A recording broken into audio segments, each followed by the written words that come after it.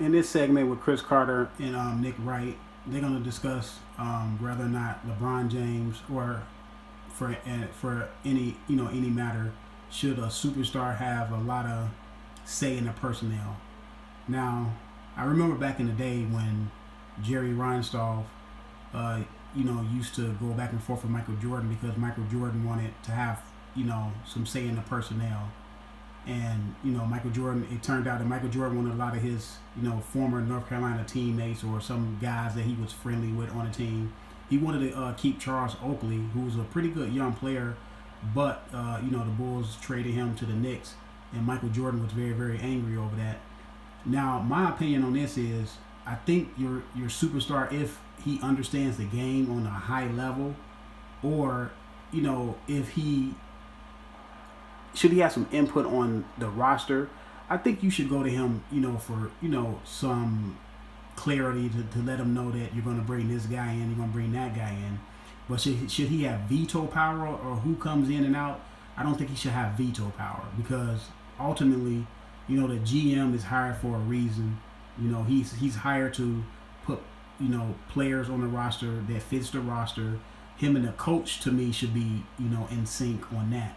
I don't think the star player should have total veto power. Now you can go to him and if he know a guy in the league and you can ask him would his personality fit in the locker room or such so on and so on and so forth.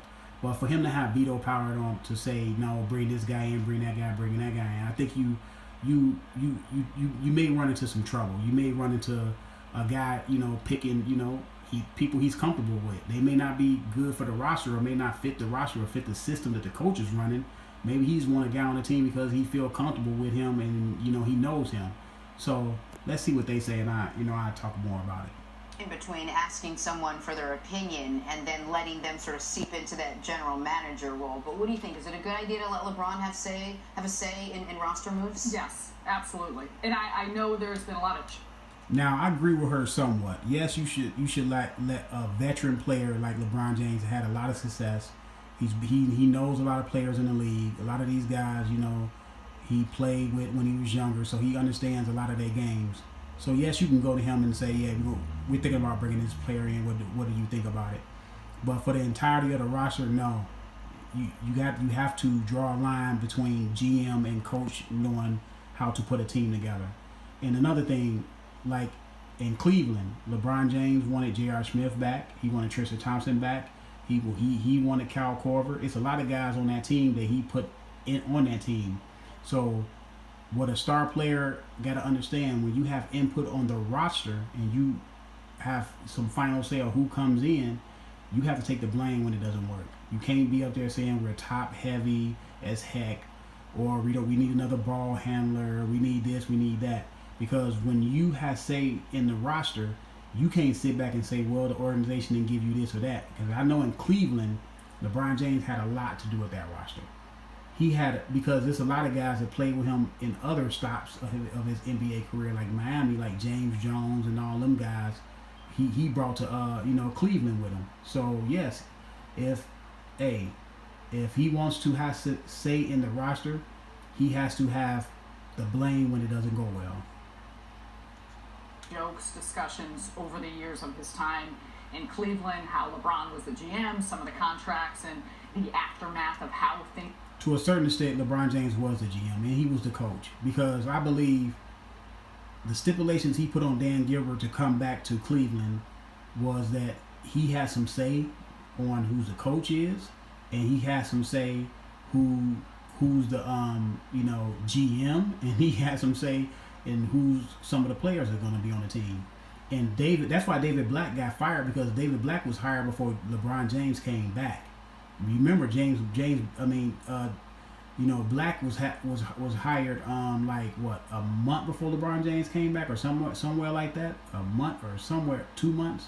But so he wasn't LeBron James' pick. You seen that Ty Lue took over quickly after David Black didn't do so well. So, like I said, if LeBron James gonna have a lot of say in the personnel or any superstar, they have to take the blame when the ship is going down. They have to take the blame. They have to take some of the blame for the ship going down. He's played out, but in this circumstance, you have not made the playoffs for the last 5 seasons.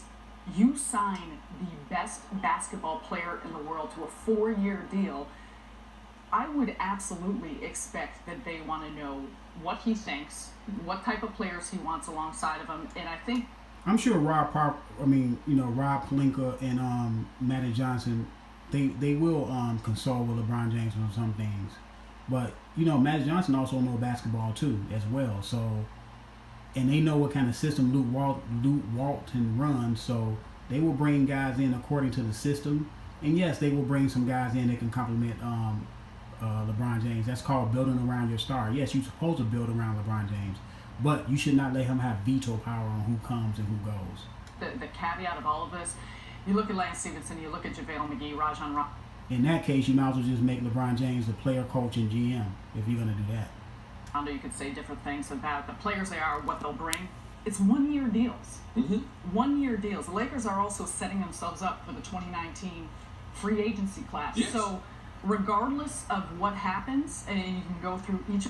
I agree that the Lakers are setting themselves up for the 2019 free agent class because they do have a lot of 1-year deals, and to me this is, I wouldn't say it's a throwaway year, but in a sense it is, because LeBron James, with the Lakers, yes, they can make the playoffs, because last year I think they was 6-7 games away from making the playoffs. They had a lot of injuries, so Lonzo Ball, Kyle Kuzma missed some time, Brandon Ingram missed some time, so they was on the cusp of making the playoffs last year with all them injuries. So yes, LeBron James will get them over the top. So I believe that they are getting geared up for 2019 now. Who's going to come to play with LeBron James 2019? I don't know.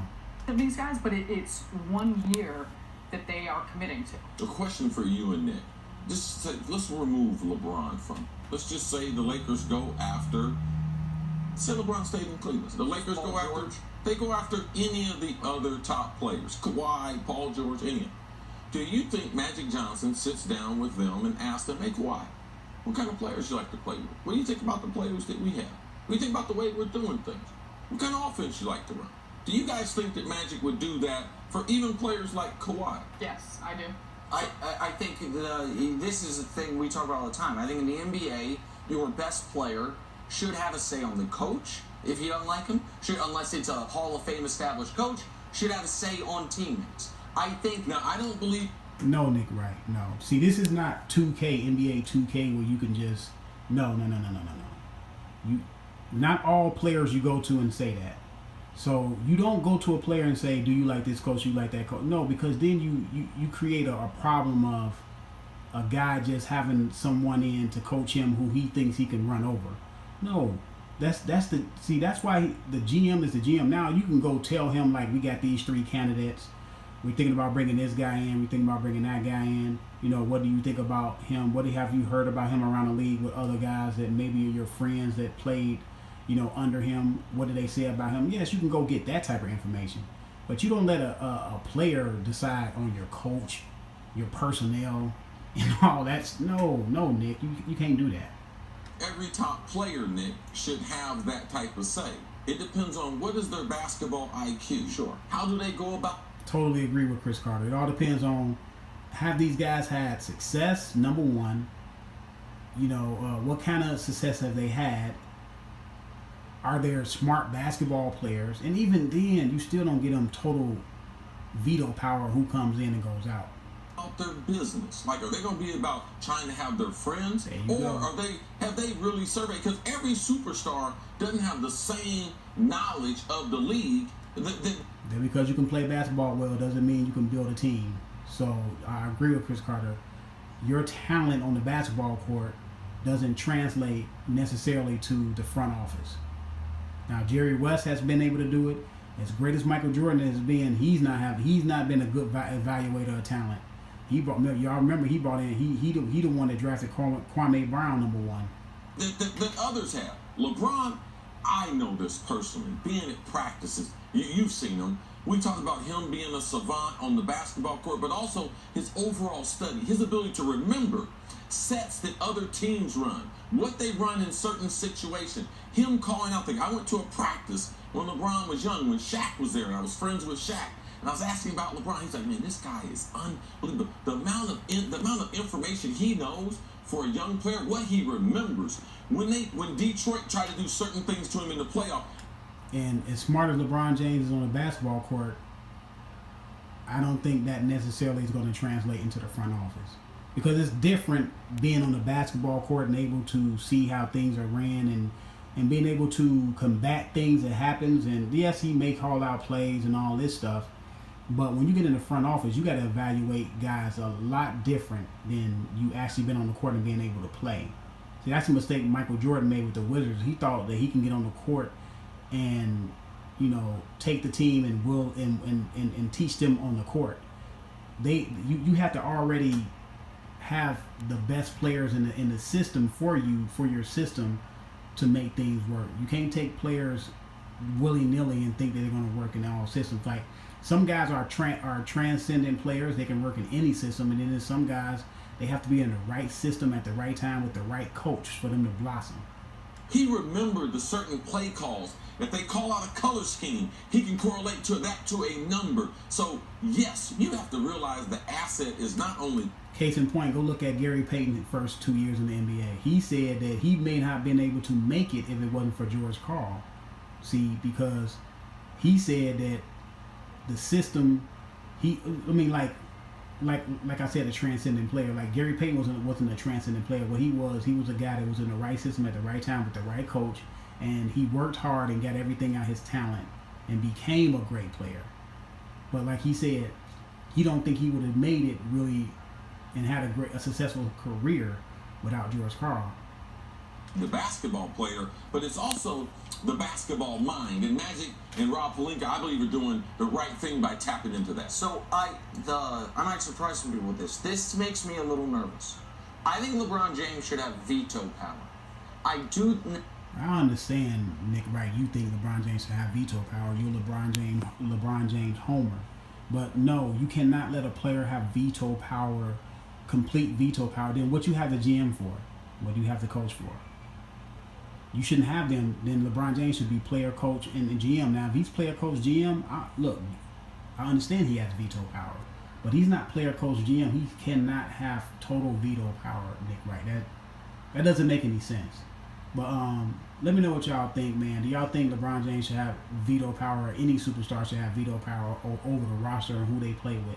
Subscribe to the channel, man. I'm out.